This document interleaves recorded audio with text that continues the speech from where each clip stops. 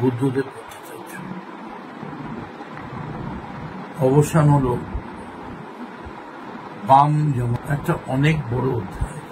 রাজনীতিতে মতের অমিল থাকলেও বুদ্ধদেব ভট্টাচার্যকে খুব কাছ থেকে দেখার সুযোগ হয়েছে আমার। এমনকি বহু ব্যাপারে তার প্রয়োজনীয় হস্তক্ষেপেরও দরকার হয়েছিল। বামপন্থী রাজনীতি যারা করেন, জ্যোতি বসু, মাননীয় বাংলার মুখ্যমন্ত্রী জ্যোতি বসু থেকে বুদ্ধদেব ভট্টাচার্য, মার্ক্সবাদী কমিউনিস্ট পার্টিরই বামপন্থী যুগ নয়।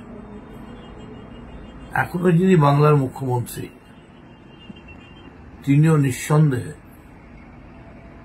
তার জীবন যাত্রায় রাজনৈতিক ছুটন্ত ঘোড়ার মতো দুঃসাহসিক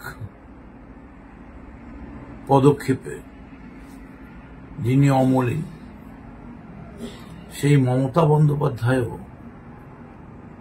আজ বুদ্ধদেব ভট্টাচার্যের সম্মানে যেভাবে আপামর বাংলার মানুষকে নিয়ে তাকে শেষ শ্রদ্ধা জানাতে পাশের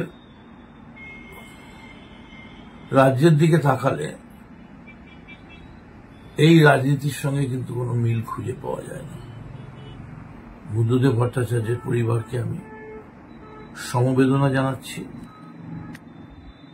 এবং এইটুকুন আমাকে বলতেই হচ্ছে, ছাত্র যুব রাজনীতির একজন একনিষ্ঠ কর্মী হিসেবে নিঃসন্দেহে বুদ্ধদেব ভট্টাচার্য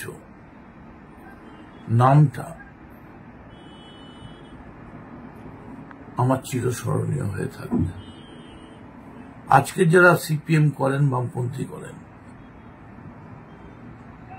তাদের কাছে বুদ্ধবাবু একটা বার্তা রেখে গেলেন।